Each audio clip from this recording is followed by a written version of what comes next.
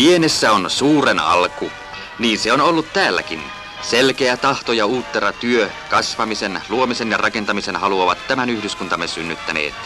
Yleisesti ottaen tämä on muuan teollisuuskeskus, paikallisesti katsoen rakasta kotiseutuamme, Hyvinkäätä. 100 vuotta sitten rakennettiin rautatietä Helsingistä Hämeenlinnaan ja Nurmijärven pitäjän Hyvinkään kylässä sen oli mentävä läpi Salpausselän harjun. Työ juuttui tänne pitkäksi aikaa ja synnytti asutusta, josta nyky-Hyvinkää sai alkunsa. Sittemmin tuli teollisuus antamaan vauhtia kasvulle. 1926 meille myönnettiin kauppalaoikeudet, väkiluku 4000. 1945 7000 asukasta ja lyhyessä ajassa väkiluku kolminkertaistui. Ohitimme 7 kauppalaa ja 6 kaupunkia, kunnes 1960 syntyi Hyvinkään kaupunki. Kauppalan valtuusto ja hallitus ovat vakuuttuneita siitä, että tuleva kaupunki pystyy paremmin kuin historian siirtyvä kauppala palvelemaan asukkaittensa monipuolistuvia tarpeita. Kaupungin syntyjuhla oli työn juhlaa, sodan jälkeisen rakentamisen ja nousun juhlaa. 10. tammikuuta luettiin ja luovutettiin juhlallisesti perustamiskirja. Samana päivänä muistettiin kunnallisissa tehtävissä ansioituneita hyvinkääläisiä Suomen kaupunkiliiton ansio- ja kunniamerkein. Sukkula-Viiri on meillä työn ja arjen vertauskuva. Me haluamme yhä kasvaa ja meidän täytyy kasvaa. Valtuustolla ja hallituksella ovat monitahoiset tehtävät edessään. Tässä yhteydessä sopii muistaa, kuinka edullinen maantieteellinen asema Hyvinkäällä on pääkaupungin välittömässä läheisyydessä sekä pääradan ja lisäksi 2 valtatien varrella. Hyvinkäällä on ymmärretty yhdyskunnan suunnittelun ja paikkakunnan kehityksen ohjaamisen merkitys kaikkina aikoina ja erikoisesti nyt, kun on ryhdytty luomaan kaupunkikuvan selkeätä keskustaa ja viihtyisää elämän ympäristöä. Asemakaavaa on luotu monien kilpailujen pohjalta ja aikoinaan jo itse Carolus Lindberg otti osaa suunnitteluun. Harkiten, mutta hellävaraisesti raivautuu vanha ja hävitettävä uuden ja asiallisen tieltä.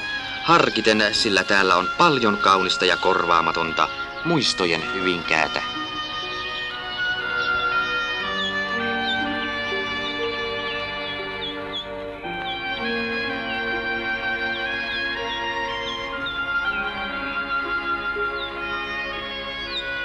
Hyvinkää on nuori, ja nuorekkaan Hyvinkään on syytä muistaa niitä jänteviä käsiä, joilla Salpausselän urakan suuta aikoinaan puhkaistiin. Jäntevin käsin jatketaan rautatietraditioita tänään VR:n keskuskonepajalla. Höyryveturit ovat vaihtumassa diiseleiksi, uusi aika tekee tuloaan rautateillekin. Jänteviä käsivarsia on Hyvinkäällä paljon, 70% kaupungin työssä käyvistä asukkaista saa toimeentulonsa teollisuudesta. Ja näin isät ja veljet takovat, valssaavat, hitsaavat ja sorvaavat. Äidit ja tyttäret puolestaan vetävät verkaa, kutovat sarkaa, vääntävät värttinää. Jo 1892 sai Hyvinkää ensimmäisen kehräämönsä, Viirinsä ensimmäisen sukkulan. Liike-elämä on kehittynyt rinnan teollisuuden kanssa ja hyvinkääläinen voi asioida nykyaikaisissa liikkeissä. Runollisen sukkulan ohella puolustaisi jokapäiväinen kenkä paikkaansa Hyvinkään tunnuksena. Onhan kenkäteollisuus niin ikään Hyvinkään vanhaa teollisuutta. 1918 perustetusta suutarin liikkeestä on kasvanut mittava tuotantolaitos.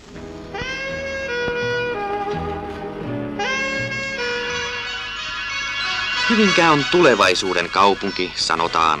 Täällä on kaikuvia nummia yhä uuden teollisuuden pohjaksi ja uusien onnellisten kotien maaperäksi. Ja vahvaa tuo maa totisesti on. Jääkautisesta merestä ensimmäisenä kohonnutta Suomen nientä, ihanteellista rakennusmaaperää. Eikä täällä tarvitse tehdasta tehtaan viereen perustaa. Täällä voidaan sopeuttaa teollisuus arkkitehtonisina alueina kaupunkikokonaisuuteen. Hedelmällistäkin maata täällä on oltava, jotta näinkin erikoinen teollisuus on voinut syntyä. Tämä kauppapuutarha on ainoa laatuinen koko Pohjoismaissa. Teollisuusyhdyskunnassa jos missä raha liikkuu ja vaihtuu. Teollisuustuotannon bruttoarvo on täällä lähes 10 miljardia vuodessa. Eivätkä pikkuliisankaan miljardit ole näitä miljardeja vähäarvoisempia. Tyko Sallisen maalaus pankin seinällä edustaa henkistä pääomaa. Sitä rikastutti toisen hyvinkääläisen Yrjö Saarisen kolorismi. Niinpä vireä taiteilijaseuramme vielä tänä päivänä rakentaa velvoittaville ja tunnustetuille perinteille. Myös nuorisomme harrastuksia haluamme seurata ja tukea.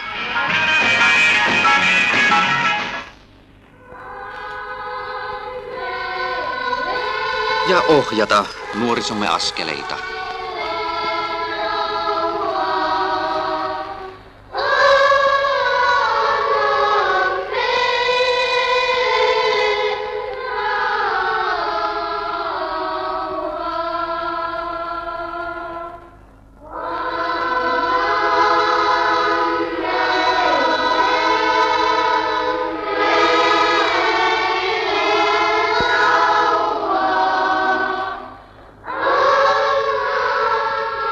Me haluamme olla myös vanhustemme askelten tukena, antaa heille kauniin ja rauhaisan ehtoon.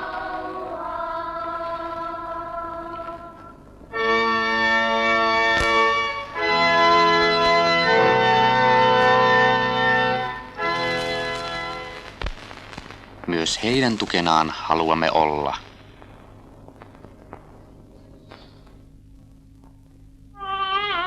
Ja uutta elämää tervehdimme ilolla.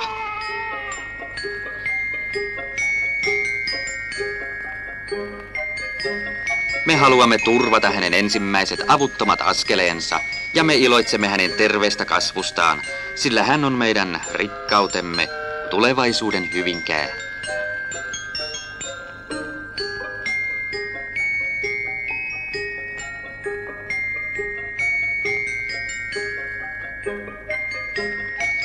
Näin kuluu nuoren hyvinkääläisen päivä leikkien ja leikin lomassa uutta oppien niin täällä kuin kauniin Sääksjärvenkin rantamilla.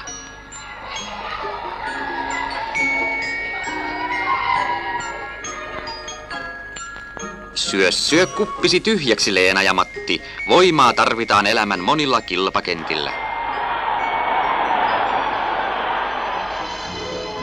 Kesän urheilukauden päätyttyä on kohta edessä hohtavien hankien aika.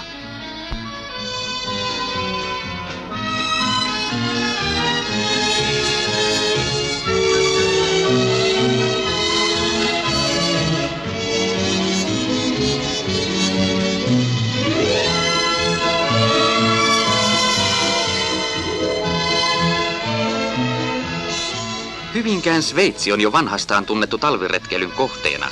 Tätä vaalien ja rakentaen pyrimme kehittämään tänne entistä monipuolisemman talviurheilukeskuksen. Uutena tavoitteena on viihtyisä retkeilymaja. Suurkilpailujen aikana ovat myös uuden kansalaiskoulun tilat käytettävissä. Talvinen Hyvinkää ei siis suinkaan nuku. Sen tehtaista ja konepajoista nousevat savut pakkashuuruiseen päivään. Ne kohoavat myös omakotitalojen liesistä niiden odotellessa kesää ja lämmintä.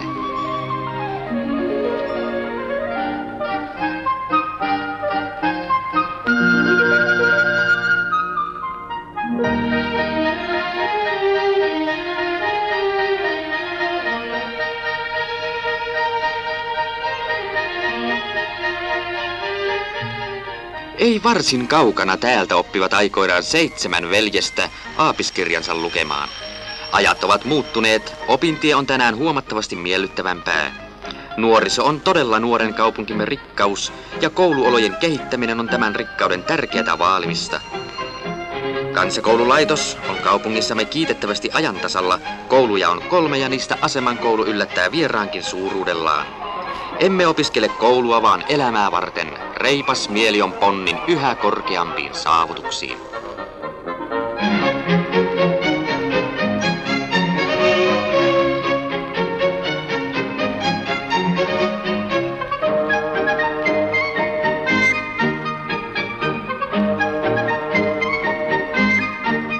Hyvinkää on työn kaupunki, teollisuuden kaupunki, ja sellaisena se pystyy tarjoamaan omille nuorilleen paikan elämässä, suomaan heille taipumuksiaan vastaavan toimeentulon kotikaupungissa. Nuorten mahdollisuuksien kartuttamiseksi on uusien ammattioppilaitosten suunnittelu ja kehittäminen meille tärkeätä, yhtä tärkeätä kuin henkisen pääoman kartuttajana myös kirjasto ja kansalaisopisto. Samaa tehtävää palvelee myös kansalaiskoulu, ja oppikouluja meillä on 3.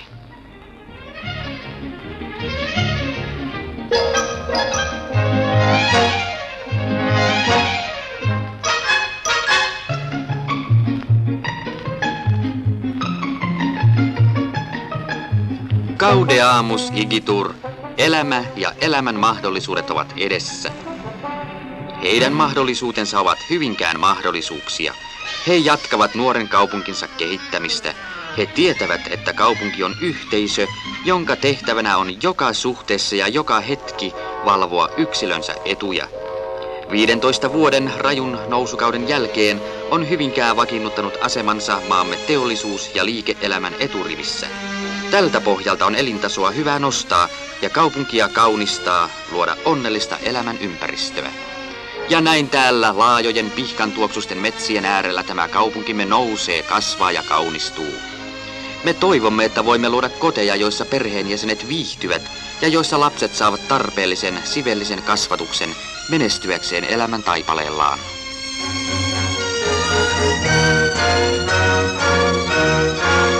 Nouseva Hyvinkää katsoo luottaen tulevaisuuteensa.